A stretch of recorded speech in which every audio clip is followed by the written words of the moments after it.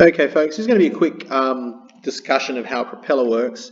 The main thing to remember with a propeller, the best metaphor I can have for this is if you have a piece of wood and we've got ourselves a screw, and we start turning that screw and we place it into the timber, it will pull itself through the timber.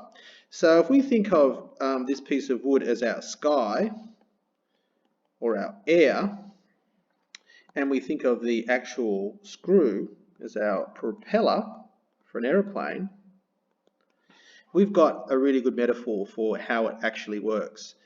Now, quite often, as a little aside, our propeller on a boat is quite often called a screw, even though it's not the same shape as a screw.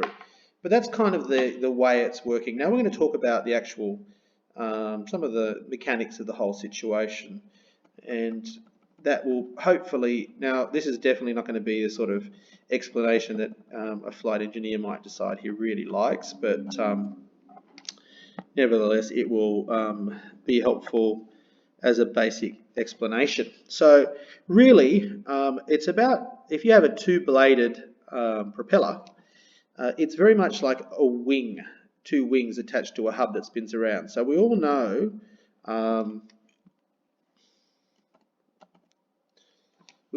that with a wing,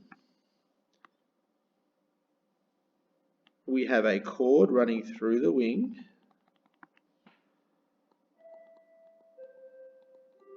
and we have an airstream that attacks the wing at an angle of attack. And we know that the angle between the cord and that stream of air is our angle of attack, and that produces a lift vector like that. So if we have an airstream attacking a wing at an appropriate angle of attack, we generate lift. Okay, now we talked about lift and we talked about the classic explanation and the flow turning of air explanation of lift. But if you don't understand how a wing generates lift, you'll need to go and have a look at that whole theory. So what we want to do if we want to make a propeller is we're going to get two of those wings and we're going to attach them such that they are at an angle of attack to the airstream that's being presented. So usually you have a hub on your propeller, and the wing, the blade will be attached to that side. The other one will be at another angle.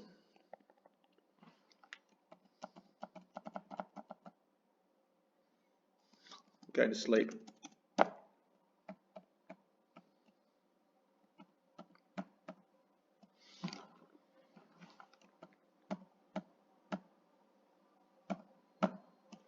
So let's start again. We're going to have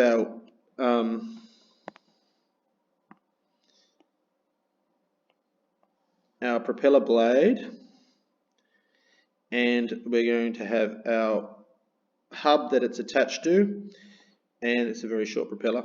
And then on the other side we would have another blade that would be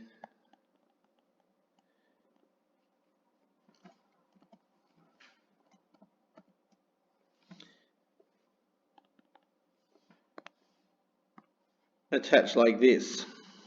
Okay, and the whole thing wants to spin around, and it bites into the air and creates an airflow that pushes the aeroplane forwards. So you might be asking why.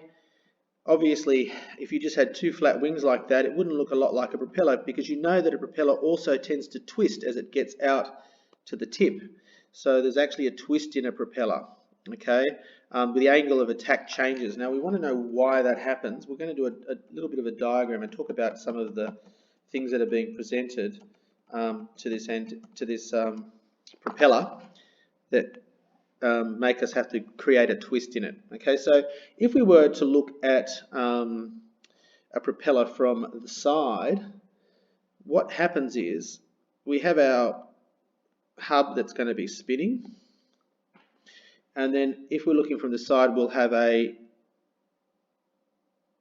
cross section of our blade here, and you'd have one on the other side as well. So as this blade is spinning around and around this way, it's going to basically be presented with a flow of air in this direction, okay, because of rotation, okay. But we also have an inflow. Now the inflow will be due to the forward motion of the aircraft and the fact that the actual propeller blade is generating lift, okay, which is going to then create an airflow.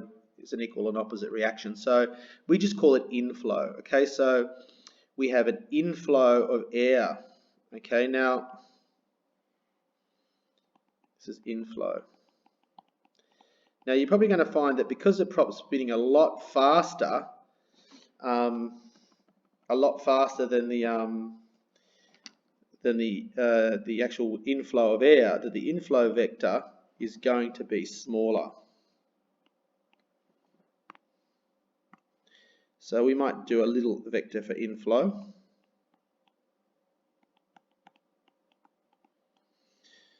So that's because of rotation,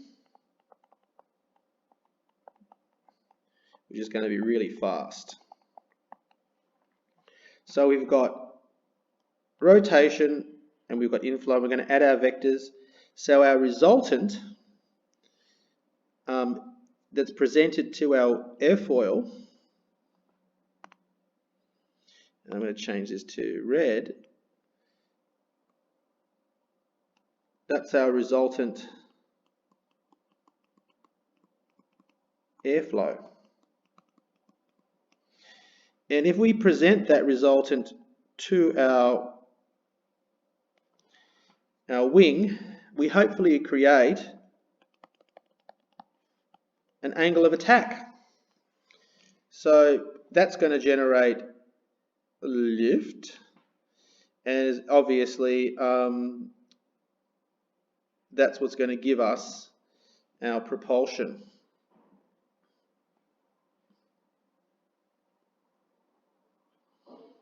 Because it's going to want to pull the plane, our lift vector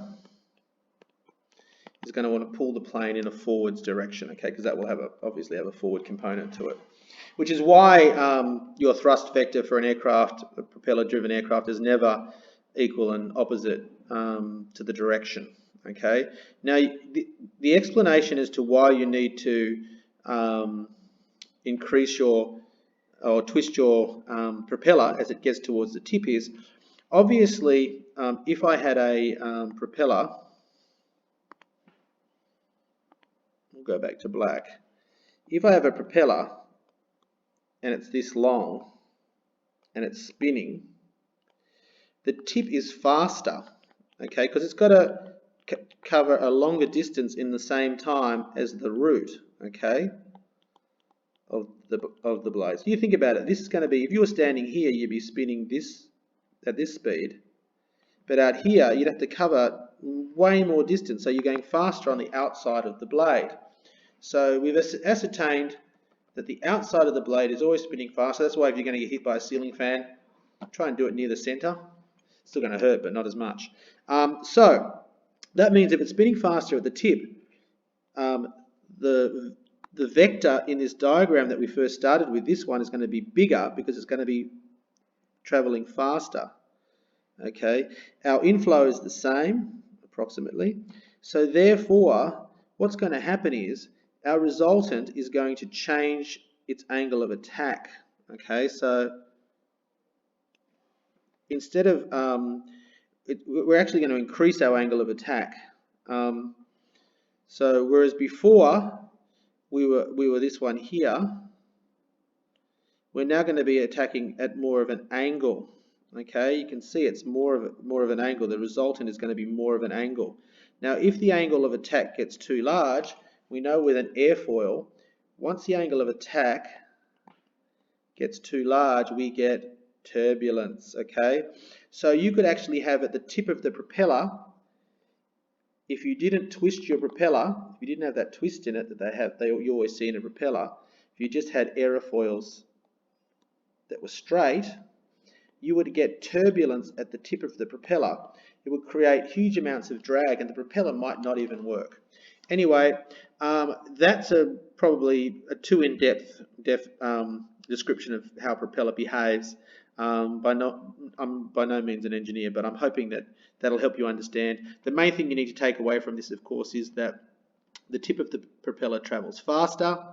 The angle of attack of the airflow on the tip is going to be increased unless you twist the propeller to adjust that angle of attack. Okay, that's what you need to know. The twist is there to lessen the angle of attack, keep it at the optimum so that you don't get turbulent flow at the tip of the propeller. See you in the next lesson.